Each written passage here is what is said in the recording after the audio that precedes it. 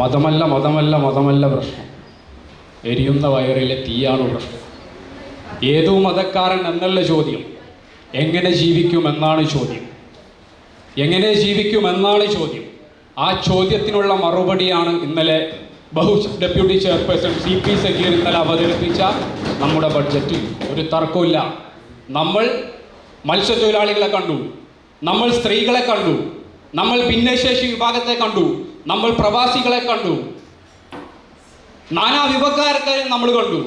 എല്ലാ ആളുകളെയും ചേർത്ത് പിടിച്ചു, വിവിധ പദ്ധതികൾ ആവിഷ്കരിച്ചു. കൃത്യമായി വായിക്കാത്ത കോപ്പുണ്ട് എന്നാണ് എനിക്ക് തോന്നുന്നത്. സമഗ്ര എൽക്കുചാൽ പദ്ധതി അതിനകത്ത് പറയുന്നുണ്ട്, മത്സ്യത്തൊഴിലാളികളെ ചേർത്ത് പിടിക്കുന്നത് അതിനകത്ത് പറയുന്നുണ്ട്, എല്ലാം പറയുന്നുണ്ട്. ഇപ്പോൾ മത്സ്യമേഖലയെ ആകെ അവഗണിച്ചു. മുനീബ് കൗൺസിലർ ഇന്ന് തന്നെ വാർഡിലിറങ്ങുക, എന്നിട്ട് പറയാം ഇന്ന് ഓരോ മത്സ്യത്തൊഴിലാളിയുടെ അക്കൗണ്ടിലേക്കും 2800 രൂപ വീതം പിണറായി വിജയന്റെ ഗവൺമെന്റ് അയച്ചിട്ടുണ്ട്. ഇന്ന് സ്റ്റാർട്ട് ചെയ്തു. എൻ്റെ വാർഡിലും വന്നു 43 പേർക്ക് അയച്ചിട്ടുണ്ട്. അതൊരു തുടക്കമാണ്. ഇന്നലെ നമുക്കെല്ലാവർക്കും അറിയാലോ, 4500 രൂപ ഉണ്ടായിരുന്ന സമ്പാദ്യ സമാശ്വാസ പദ്ധതി 6000 ആക്കി വർദ്ധിപ്പിച്ചത് ഇന്നലെയാണ്. മത്സ്യത്തൊഴിലാളികൾ അവഗണിച്ചെങ്കിൽ ഇങ്ങനെ ചെയ്യുമോ? നേരത്തെ സൂചിപ്പിച്ചല്ലോ ലാപ്ടോപ്പിന്റെ കാര്യം. 673 വിദ്യാർത്ഥികൾക്കാണ് കഴിഞ്ഞ 7 കൊല്ലക്കാലമായി ഈ നഗരസഭയിൽ നിന്ന് ലാപ്ടോപ്പ് വിതരണം ചെയ്യുന്നത്. തൊട്ടപ്പുറത്ത് താനൂരുണ്ടല്ലോ, വട്ടപൂജ്യമാണ് ലാപ്ടോപ്പ്. തിരൂരുണ്ടല്ലോ, വട്ടപൂജ്യമാണ് ലാപ്ടോപ്പ്. ഫർണിച്ചർ മാത്രം ഏതാണ്ട് 2173 വിദ്യാർത്ഥികൾക്ക് വിതരണം ചെയ്ത നഗരസഭയുടെ പേരാണ് പൊന്നാനി. അപ്പൊ നേരത്തെ സ്ത്രീ സുരക്ഷാ പദ്ധതി പറഞ്ഞു, വിട്ടുപോയി. നമ്മൾ അധികാരത്തിൽ വന്ന് വെറും മാസങ്ങളെ ആയിട്ടുള്ളൂ, ഗർഭസ്ഥ ശിശുവിന്റെ ഒക്കെ പ്രായമേ ആയിട്ടുള്ളൂ. പക്ഷേ ആ മാസം കൊണ്ട് മലപ്പുറം ജില്ലയിലല്ല കേട്ടോ, തെറ്റിദ്ധരിക്കേണ്ട, കേരളത്തിൽ 2ാം സ്ഥാനത്ത് നിൽക്കുന്ന നഗരസഭയുടെ പേരാണ്. ഏറ്റവും കൂടുതൽ സ്ത്രീകളുടെ അക്കൗണ്ടിലേക്ക് 7136 വീട്ടമ്മമാരുടെ അക്കൗണ്ടുകളിലേക്ക് പണം എത്തിച്ച നഗരസഭയുടെ പേര് കേരളത്തിൽ 2ാം സ്ഥാനം. 1ാം സ്ഥാനത്ത് ആലപ്പുഴയാണ്, താനൂര് വട്ടപൂജ്യമാണ്, തിരൂര് നാമാവശേഷമാണ്. അവിടെയാണ് മലപ്പുറം ജില്ലയ്ക്ക് അഭിമാനമായി പൊന്നാനി ഉയർന്നു നിൽക്കുന്നത്. എങ്ങനെയാണ് കൂട്ടരെ നമ്മൾ ആളുകളെ അകറ്റി എന്ന് പറയുന്നത്, മത്സ്യമേഖലയെ ചേർത്ത് പിടിച്ചില്ല എന്ന് പറയുന്നത്? നേരത്തെ സൂചിപ്പിച്ചല്ലോ, കടൽ ഭിത്തി പൊന്നാനി നഗരസഭയ്ക്ക് പരിഹരിക്കാൻ വേണ്ടി പറ്റുന്നതാണോ? ഇല്യാസ് മൂസ കൗൺസിലറും ശാന്ത കൗൺസിലറും പറയണം, നിങ്ങളുടെ പ്രദേശത്തെ 300-300ഓളം മീറ്റർ കടൽ ഭിത്തി ഉണ്ടല്ലോ, സുരക്ഷിത കടൽ ഭിത്തിയിട്ടത് ഈ കാലയളവിലാണ്. എന്റെ നാടായ മുറിഞ്ഞഴിയിൽ പ്രശ്നങ്ങളുണ്ട്, പ്രയാസങ്ങളുണ്ട്. എന്നിരുന്നാൽ പോലും എമർജൻസി വർക്കുകൾ ഏറ്റവും കൂടുതൽ നടന്ന നാടിന്റെ പേരാണ് പൊന്നാനി. കഴിഞ്ഞ ഭരണസമിതിയുടെ കാലയളവിലാണ് ചെല്ലാനം മോഡൽ ടെട്രോപോഡ് ഉണ്ടാക്കുന്നതിന് വേണ്ടി ADBയുടെ ധനസഹായം കിട്ടാൻ അവരെ വിളിച്ചു ചേർക്കുന്നു, മത്സ്യത്തൊഴിലാളികളെ വിളിച്ചു ചേർക്കുന്നു, നമ്മുടെ ഗസ്റ്റ് ഹൗസിലേക്ക് കൊണ്ടുവന്നു. അവർ അത് ഏറ്റെടുക്കാൻ തയ്യാറെന്ന് പറയുന്നു. റെഡ് സോണിലേക്ക് പൊന്നാനിയെ ഉൾപ്പെടുത്തി. ആദ്യം ചെല്ലാനം പൂർത്തീകരിച്ചു കഴിഞ്ഞാൽ നടക്കാൻ വേണ്ടി പോകുന്ന നാടിന്റെ പേര് പൊന്നാനി എന്നാണ്. ചെല്ലാനം പൂർത്തീകരിക്കാത്തത് കൊണ്ടാണ് ADB സഹായം തരാമെന്ന് ഉറപ്പ് പറഞ്ഞിട്ടുണ്ട്. അതിന്റെ സോഷ്യൽ വർക്ക് ടീം ഇവിടെ വന്ന് പഠനം നടത്തി, മണലിന്റെ പഠനം നടത്തി. എല്ലാം നടന്നത് ഈ കാലയളവിലാണ്. പിന്നെ എങ്ങനെയാണ് നമ്മൾ മത്സ്യമേഖലയെ ചേർത്ത് പിടിച്ചില്ല എന്ന് പറഞ്ഞത്?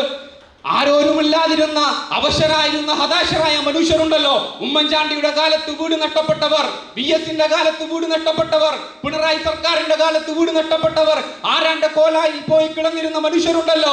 ഒരു പദ്ധതിയും ഇല്ലാത്ത കാലത്താണ് പിണറായി വിജയന്റെ ഗവൺമെന്റ് പൊന്നാനി നഗരസഭയുടെ കീഴിൽ 120 കുടുംബങ്ങൾക്ക് ഫ്ലാറ്റ് കൊണ്ടുവന്നത്. ഫ്ലാറ്റ് കൊണ്ടുവന്നപ്പോ കുത്തിത്തിരിപ്പുമായി ചില ആളുകൾ ഇറങ്ങി. വെള്ളം പൊങ്ങുന്നു, മാലിന്യം പൊങ്ങുന്നു. ശരിയാണ്, സ്വാഭാവികമാണ്. ഒരു പദ്ധതി ഉണ്ടാകുമ്പോൾ ചില പ്രയാസങ്ങളൊക്കെ ഉണ്ടാകും. അതിനെ ഘട്ടമായി പരിഹരിച്ച സർക്കാരിന്റെ പേര് ഉമ്മൻചാണ്ടി സർക്കാർ എന്നല്ല, പിണറായി വിജയന്റെ സർക്കാർ എന്നാണ്. STP കൊണ്ടുവന്നു. 1.5 കോടി രൂപ ചെലവാക്കിക്കൊണ്ടാണ് STP കൊണ്ടുവന്നത്. എന്നിട്ടോ അത് നടത്തിപ്പിന്റെ അവകാശം നഗരസഭ ചോദിച്ചു വാങ്ങിച്ചതാണ്. കാരണം എന്തെന്നറിയോ? അവിടെ ജീവിക്കുന്ന മനുഷ്യരുണ്ടല്ലോ, മാലിന്യ കൂമ്പാരത്താൽ അല്ലെങ്കിൽ ഈ വെള്ളപ്പൊക്കത്താൽ ദുരിതം അനുഭവിക്കേണ്ടവരല്ല. അവരെ നഗരസഭ സംരക്ഷിക്കണം. അങ്ങനെയാണ് STPയുടെ ഈ നടത്തിപ്പ് നമ്മൾ ഏറ്റെടുക്കാൻ വേണ്ടി പോകുന്നത്. നേരത്തെ നോക്കൂ, നിങ്ങൾ പറഞ്ഞല്ലോ കടലോര മേഖലയെ അവഗണിക്കുന്നു എന്ന്.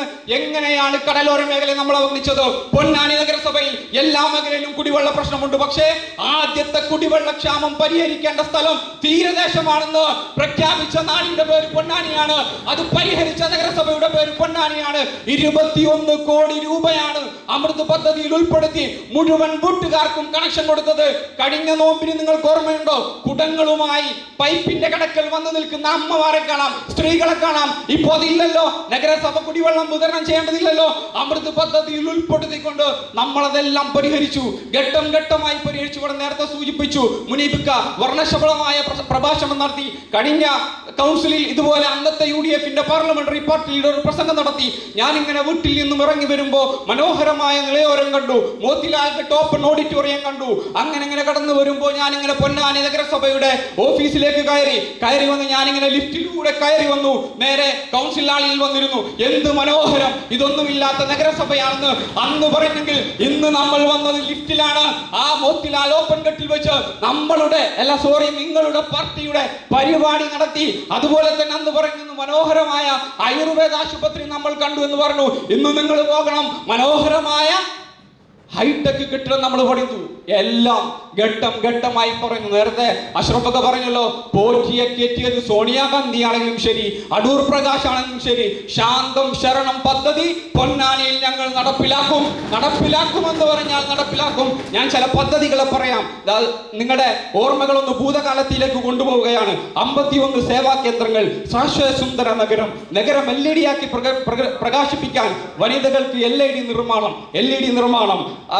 അതിന്റെ പരിശീലനം, ആരോഗ്യ മേഖലയിൽ സാന്ത്വന സ്പർശം, ക്ലീൻ ഹെൽത്തി ഹോസ്പിറ്റൽ, താലൂക്കിൽ അതുപോലെ തന്നെ കൊല്ലംപടി ഹോമിയോ സെന്ററിന് ഡിസ്പെൻസറിക്ക് സ്വന്തമായി കെട്ടിടം, ആശാവർക്കർമാർക്ക് ഒരേ നിറത്തിലുള്ള ഇരുചക്ര വാഹനം, നഗരത്തിൽ ആരോഗ്യ കേന്ദ്രങ്ങളെ ക്രോഡീകരിച്ച് ആശാ സ്ക്വാഡുകൾ, നഗരത്തിൽ ആസ്മ രോഗികൾക്ക് റിലീഫ് പരിരക്ഷാ പദ്ധതി പടച്ച തമ്പുരാനെ, അംഗൻവാടികളിൽ രസം പദ്ധതി, കുട്ടിക്കിടക്ക, ശുദ്ധജലം, ഹെൽത്തി ബാബ്, ഹെൽത്തി മദർ, നഗരസഭയിലെ സർക്കാർ സ്കൂളുകളുടെ നവീകരണം, സർക്കാർ സ്കൂളിൽ പെഡഗോഗി പാർക്ക്, നക്ഷത്ര നിരീക്ഷണ കേന്ദ്രം, കുട്ടികൾക്ക് skill development centre, Eeswaramangalam veterinary ഹോസ്പിറ്റലിൽ പക്ഷി വളർത്തൽ കേന്ദ്രം. ഇതൊക്കെ ആരെന്ന് ഓർമ്മയുണ്ടോ?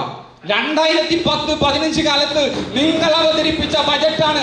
അങ്ങനെ വെറുതെ അവതരിപ്പിക്കാൻ വേണ്ടി ഞങ്ങൾ എന്തായാലും ബജറ്റ് ഇവിടെ അവതരിപ്പിക്കാൻ തീരുമാനിച്ചിട്ടില്ല. ഞങ്ങൾ ഓരോന്നും പരിഹരിക്കാൻ വേണ്ടി തന്നെയാണ്. നേരത്തെ പറഞ്ഞല്ലോ, കുറെ പോരായ്മകൾ പറഞ്ഞല്ലോ. നിങ്ങൾ എന്തുകൊണ്ട് കണ്ടില്ല?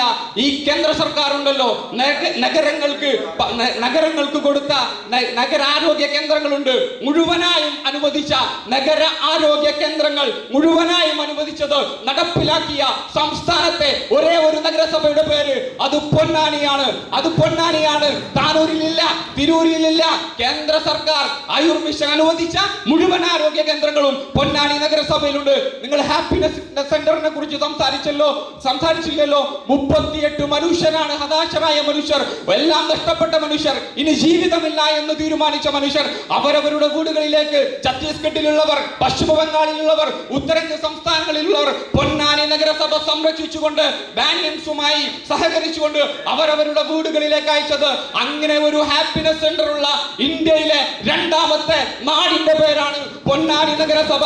നിങ്ങൾ അറിയണം, കഴിഞ്ഞ 10 കൊല്ലക്കാലമായി ഈ നഗരസഭയുടെ കീഴിലുള്ള സർക്കാർ സ്കൂളുകൾക്ക് 18.5 കോടി രൂപ ചെലവാക്കിക്കൊണ്ടാണ് മുഴുവൻ കെട്ടിടങ്ങളും ഉണ്ടായത്. അത് കേന്ദ്ര സർക്കാരിന്റെ പദ്ധതിയല്ല, നമ്മൾ DPR-ൽ ഉണ്ടാക്കിയാൽ മാത്രമാണ് അത് പ്രൊജക്റ്റായി നടപ്പിലാക്കാൻ വേണ്ടി സാധിക്കുള്ളൂ. ഷീപ്പാഡ് പദ്ധതി സംസ്ഥാനത്ത് ആദ്യമായി നടപ്പിലാക്കിയ പദ്ധതിയുടെ പേര് പൊന്നാനി എന്നാണ്. ടാലന്റ് ലാബ് ആദ്യമായി സംസ്ഥാനത്ത് നടപ്പിലാക്കിയ നഗരസഭയുടെ പേര് പൊന്നാനിയാണ്. പൊന്നാനി മോഡൽ ഇങ്ങനെ വർണ്ണിച്ച് ശബളമായി പൊന്നാനിയുടെ അന്തരീക്ഷത്തിൽ കേരളത്തിനു മാതൃകയായി ഞങ്ങൾ തുടരും. അതിനകത്തൊരു തർക്കവുമില്ല.